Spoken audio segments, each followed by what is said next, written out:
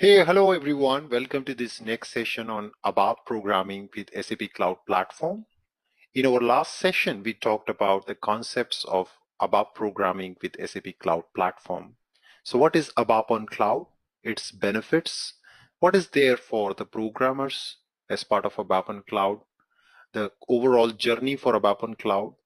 The different perspectives available. The benefits of using ABAP on Cloud, followed by the demo of setting up our first ABAP on Cloud trial system.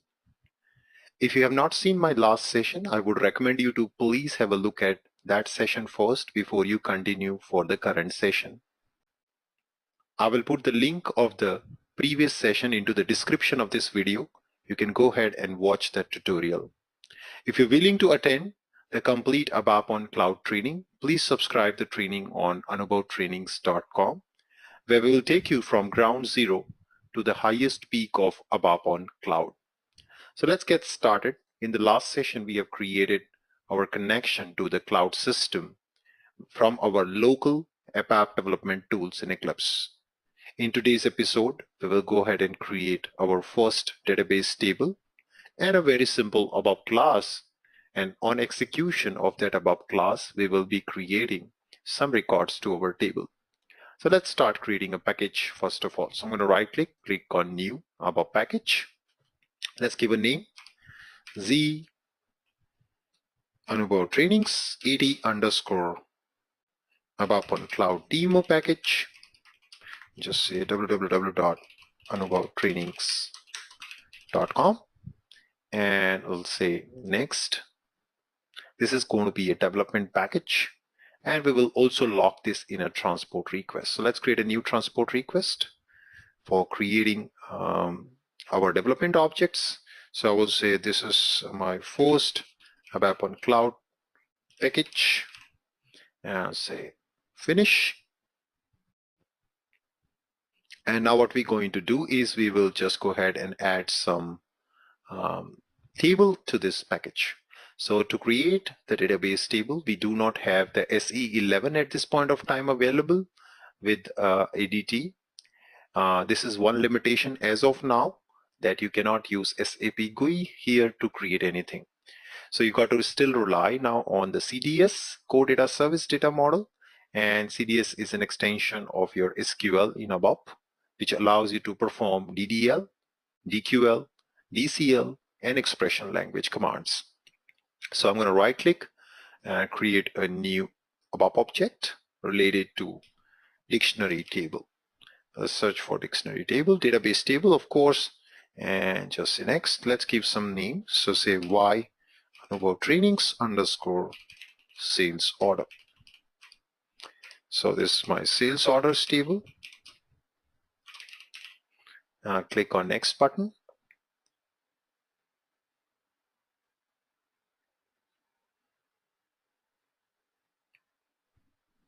And wow, there you go. We'll use the same transport request to also create this sales order table. And there you go. System creates a CDS-like definition over here for our sales order table. Now, probably I'll increase the font here a little bit to make you see this content properly. Just expand that and then just increase the above font. Let's edit that. Maybe just want to go with 16 characters. Apply, and there you go. So now you can see it much better. So that's our ABAP definition of our ABAP table, which you used to define in SE11. Now with the help of CDS syntax, we will be defining the same. So let's create a key field as sales order ID with ABAP char 32 character. And then I will create a customer number name, ABAP char 80 characters maybe. And I want to create a gross amount of the sales order and ABAP dot. You can do a control space here. You can see I can also utilize my code completion feature nicely as part of ADT. Then we will enter currency code, ABAP dot currency code, And let's also add a property created by. That's gonna be your SIU name. And then I will also just say created on timestamp data element. Awesome. Now you can see the gross amount field is showing me a design time error because this is a type of currency, and we need to always specify the reference field for currency as well as the quantity. That's a core ABAP concept, you know, the reference fields and reference table concept, right? So that's something which we define here using something called CDS annotations. So I will use here @semantic amount currency code, and then let's say, hey, currency code is represented by my currency code column. This is reference table and it's a reference field. Awesome. Let's save this up and activate. So this now creates a table in the underlying HANA DB, because the system uses behind the scene a HANA database. Now I can just click on F8 to look at the content of the table, and as you can see, expected, the table contains no records at this point of time. You can also go to SQL console and right away type some SQL language over here, but that's not what we want to do right now. So now I want to create a very simple ABAP class, and in that ABAP class, when I execute, I would like to insert 2 records or 3 records as part of my database table. So it should be pretty easy. So I'm going to go back to my ADT and back to the ABAP perspective, and now let's create here a new ABAP class. The system speed is very good. You can see there's very little lag in terms of performance. Being a cloud system, it's an amazing work what SAP have done over here. Alright, let's create a class ZCL _ trainings _ maybe sales order, and say class to create records in sales order table, and I'm gonna say next, and of course lock it in the same transport as you would like to logically group everything together. And wow, so what I would do is I would like to probably go in the typical C-like programming model. So you remember, whenever you start learning first programming language, probably the C language, you start with void main function, right? Or maybe if you start with Java, then you start with string void function. So that's exactly what we do in any programming language, a void main function, which the moment program is executed, your driver program executes that void main. Similarly, I would like to create an executable class here, which when executed, it triggers a void main function kind of stuff. So for that, SAP gives me an object-oriented ADT interface. So let me add that interface in the public section. So I'm just going to choose interfaces, and we'll add IAF object-oriented ADT class run interface. That's available. And as you all know, that the moment you add an interface, systems gives me that the corresponding method for this interface implementation is missing, which is fine. Just can also use right click and a quick fix feature. So just click here and say add an implementation, double click, and this then automatically creates the code in my implementation. So now what I'm going to do is I want to insert 3 records as part of the table which we created just now. So let's go back and use the table name, and let's come back here, and now we just define quickly an internal table. So data itab type table of. This is a basic core ABAP programming, as you all aware of, those who come from ABAP background. In step number 1, we do a data declaration.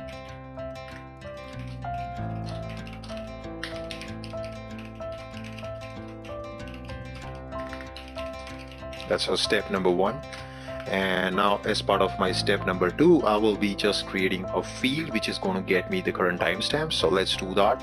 So I'll say get timestamp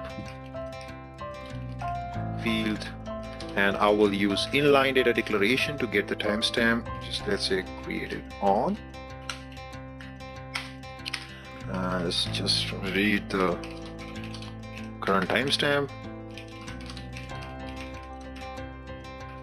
And then in step number 3, we will just fill in our internal table with some records.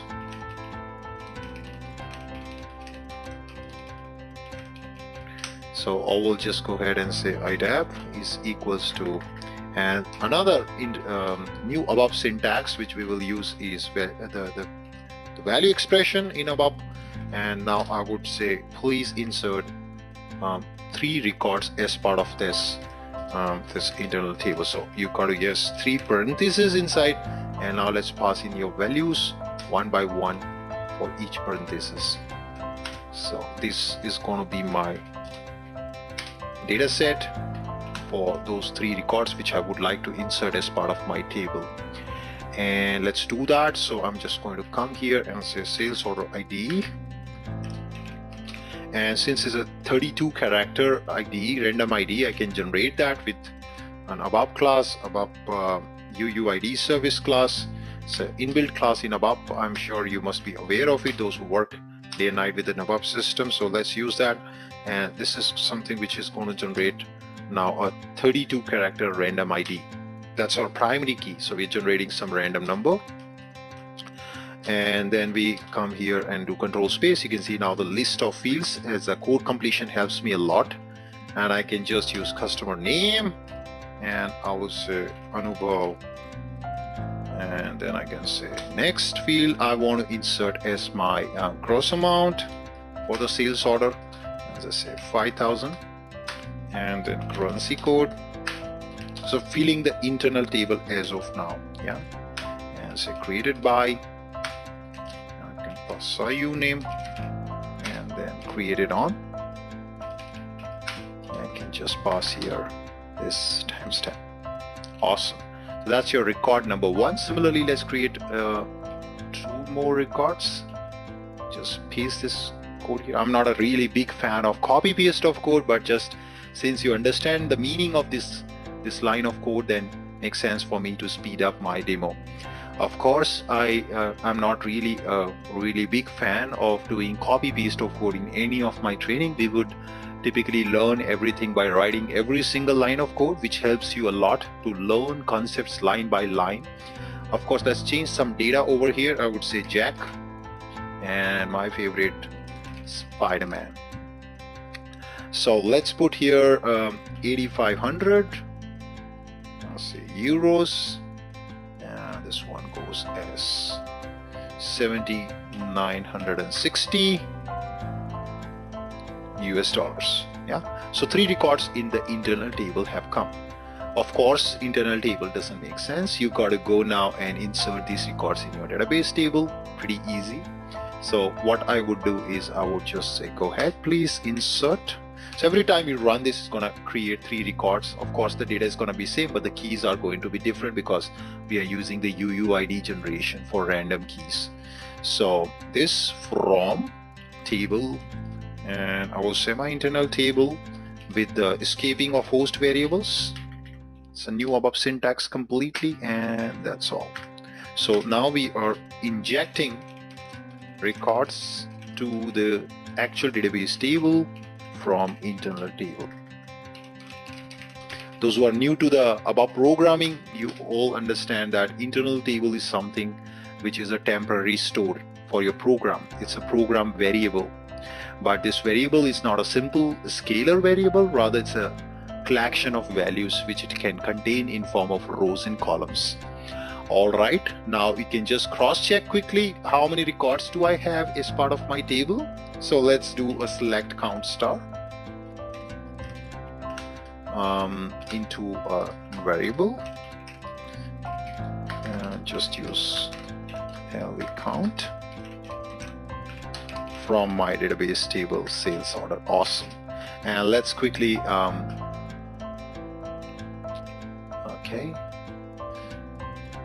it's giving me an error. Into a pending clause must be at the end of. Okay, no problem, we'll do that.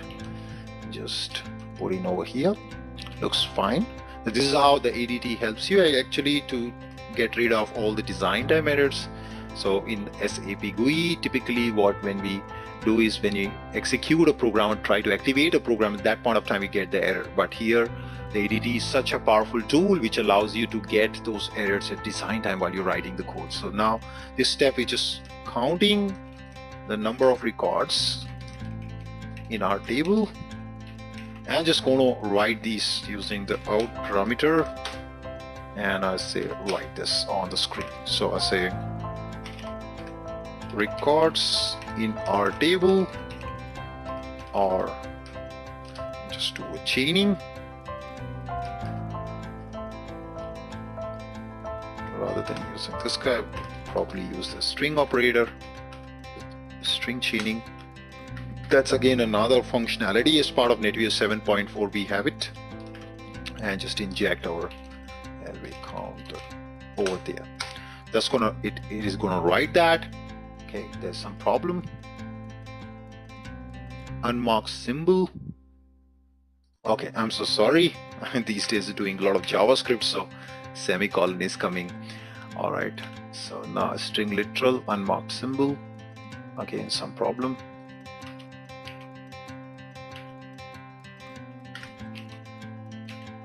It's not allowing me to use that. We just have to use single quote and just concatenate that. Let's see if this is what is allowed. I save this, yes, superb, and we've got this print on console. That's what it does. So the moment you execute this class, what will happen is system is going to insert 3 records as part of our table. It's going to count the total records and going to print that on the UI in your console. Let's activate our class for the first time. And I'll just quickly show you once again our table state. I go back to table, execute, and see still it doesn't have any records. Superb, no problem. I'm going to go back, and our chart, I will just execute our class for the first time. This class is part of ABAP on Cloud, and now I'm just going to say F9, and voila, you can see at the bottom records in our table are 3. And let me do F9 one more time. Voila, you see there are 6 records now, and I will do 3 more times probably, and then we get about 18 records in the table. Let's go back and cross check. I'm going to come here and just re-execute the table, or just refresh over here. Click on refresh button, and there you go. You can see those records are getting created as part of random sales order IDs in your database table. Awesome. So congratulations, your first database table in ABAP on Cloud, in the cloud system, and also your first class which creates random records as part of your table. So that's it for the demo. Don't forget to subscribe on this training on ABAP on Cloud with details. We will learn a lot of amazing concepts of RESTful ABAP programming model, including CDS views, AMDPs, ADBCs. We will build end-to-end transactional Fiori applications with SAP managed scenario, and we will also build an end-to-end extension scenario with SAP S/4HANA on-premise, utilizing SAP S/4HANA APIs, whitelisted APIs as part of API Hub, to create our extension scenario, keeping our core always stable. With that, Anubhav signing out. Thank you so much for attending this session. Catch you up in the classes. Goodbye.